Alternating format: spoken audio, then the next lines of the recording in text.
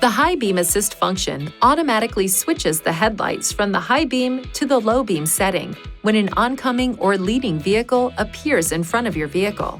Turn this switch to auto and push this switch to turn high beam assist on or off.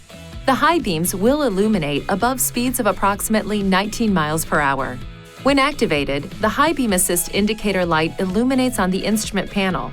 The high beams will deactivate at speeds below 13 miles per hour.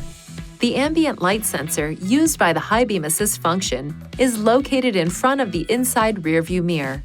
To ensure proper function of the system, keep the windshield clean and do not attach stickers or other such materials near the ambient light sensor. Please see your owner's manual for important safety information, system limitations, and additional operating and feature information.